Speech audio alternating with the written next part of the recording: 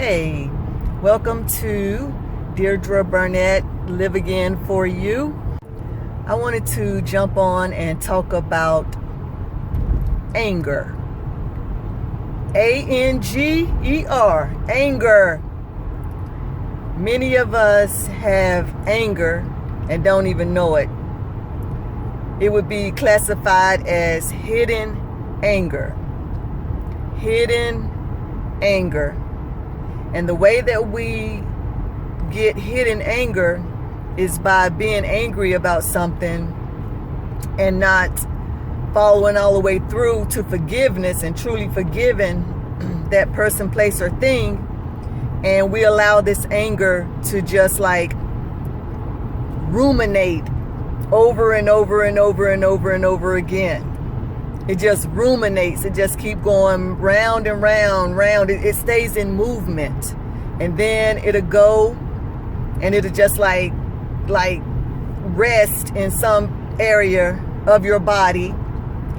You know, that's why you can have women or men, children, and they are like walking around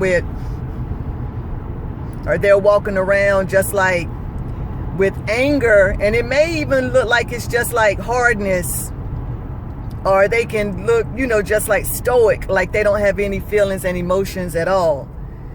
And many people can like misclassify that look as rejection and hurt, but really the underlining emotion, the underlining manifestation of that look is anger. It's whether you were angry at yourself for not doing what you needed to do, or you were angry at the person, place, or thing for the disappointment, the rejection that it inflicted upon you. And that's only to name a few of the assaults that could have been inflicted upon you. So whenever we have hidden anger, the anger doesn't go away. The anger is just there, and it's like I said, it's like resting somewhere in your body, whether it's in your mind, it's in your mind and your will and your emotions, but where it chooses to manifest is like totally random. It's totally random. And I'm going to give you a secret to how you can get rid of this anger. And the secret is to forgive. You have to forgive. You have to forgive that you be forgiven. You have to forgive. So whenever you're walking around with hidden anger, it's because you haven't let it go. You haven't forgiven. You can say you have forgiven, but you haven't truly forgiven. You haven't truly forgiven. And there is a scripture in the Bible, a story in the Bible that speaks on this. It speaks of the gentleman who was forgiven, but whenever people came to him for forgiveness, he didn't forgive. So whenever the person who forgave him found out that he wasn't forgiving other people, he got him and he was like given over to the tormentors. And that was a physical story in the Bible. So in the spirit, because what is physical many times contrasts the spiritual now. So whenever we choose to walk in, unforgiveness, we don't forgive people and all of this kind of stuff, then guess what? We're given over to the tormentors. And what that torment is and what it looks like for each individual is totally what it's going to be for that individual. I know that unforgiveness, it like pressurizes you. You just walking around with this anger and this hatred for this thing, and it's not doing anything to that other person, but it's just like tormenting you and your body. It can cause like high blood pressure. It can just cause all kind of things because of this ruminating anger that just keeps being revisited in your head. It keeps being revisited and revisited and revisited, and then it might settle down for a minute where you're not actually like consciously thinking about it, but it's still there, just ruminating ruminating. So yeah, I wanted to just bring attention to the hidden unforgiveness, because the scripture says to forgive that you be forgiven. So you cannot walk around in unforgiveness and think that you are forgiven, because you're not. You're not. So don't be deceived on that point. You cannot carry unforgiveness in your heart.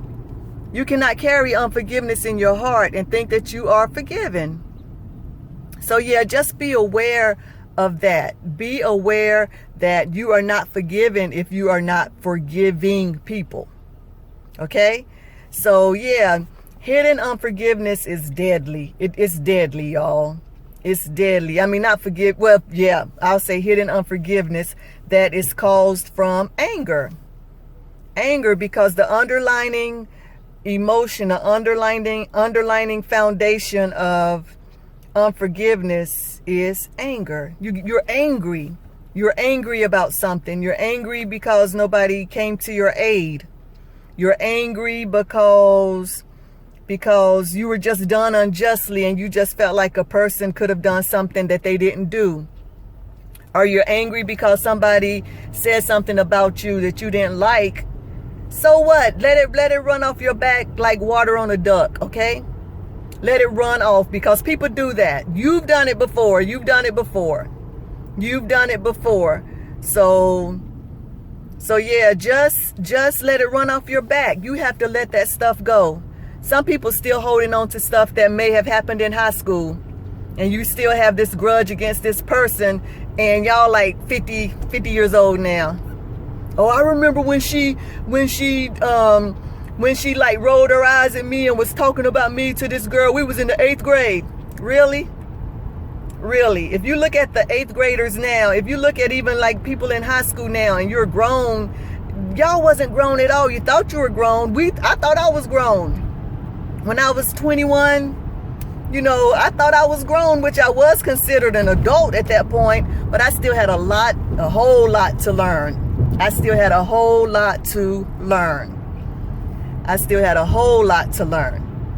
So yeah, let's get it together. Let's get our bodies straight to where we are not like walking in unforgiveness, because that is like very lethal to us. It causes so many ailments. You go to the doctor and stuff, and you have these things wrong with you. Your vital signs and your blood work and all of this stuff is off. And sometimes the doctor might not even have like a pinpoint of why it's like that, but you have to like examine yourself. Spiritually, what's your condition spiritually? Are you angry? Perhaps. It could be that you're angry. And this anger, this hidden anger, is just like causing all kind of havoc in you. So yeah, y'all, let's get over anger. Let the anger go. If you're angry at an ex-husband, an ex-wife, ex-boyfriend, ex-girlfriend, let it go. Let it go. And I'm telling you this from experience. I am telling you this from experience. From life's experience. I know years and years and years ago, I was walking in anger. And even like as far back as about like 4 years ago. But I learned to stop walking in anger because it doesn't work well for me. It doesn't work well for anybody. But it would just cause me to have tension.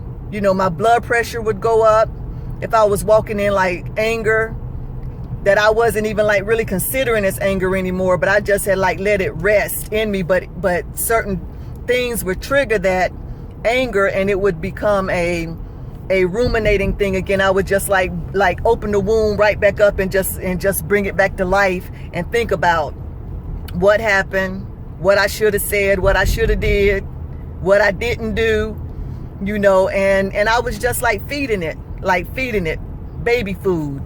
You know what I'm saying? Because I gave it power. I kept giving it power. But whenever you like choose to forgive, you have to consciously forgive. You have to consciously say, I forgive whoever that person is. And you're not going to always feel like you want to forgive, but that's what you have to do. You have to like consciously forgive. And then once you forgive, and once it like kick in and everything, you're going to be like, man, I don't even feel that hatred for that person anymore. But you just have to let the Spirit of the Lord do the work in you. He'll begin to do the work in you where it will come out as desired. It will be the desired result that you're looking for, because you took the spiritual program and you put it to work. So yeah, let's work on that hidden anger. Get rid of it. So yeah, I just wanted to jump on. I was thinking about that, so I just wanted to share that with you guys. And you see me keep trying to rub my hair down, because natural hair does what it want to do, and I just have this little puff up here that yeah, it's like, oh my goodness. But anyway, you ladies know what I'm talking about. And yeah, and I wanted to just like send a shout out to my girl, my best friend, one of my best friends, Leslie Watkins. She has a business called Party of One, and she sent me this t-shirt, and I love it. It is like absolutely beautiful, and it just represents that you as an individual is your own party. You know what I'm saying? You're your own joy. You make it happen. You know what I'm saying? And that's to a married woman, anybody, people with children. You're still your party of one, because at the end of the day, it's about you, your self-reflection, and what you think about yourself, who you are. So yeah, excuse me. So yeah, just go visit her website. It is, let me see, mypartyofone.com, www.mypartyofone.com. And she's also on Instagram and Facebook. Let me see, Instagram is party_of_one. Now, this is just off the top of my head, so yeah, just go to her website and you can get her other information there, and browse and read her blogs and stuff. Is really good. And browse her inventory. She has t-shirts, journals, cards, greeting cards. She has a number of things. So just browse and support her, and be your party of one. Be your own party of one. All right, ladies. Well, I'm gonna check out for right now, and I love you guys, and have a great day. And until we meet again, thank you.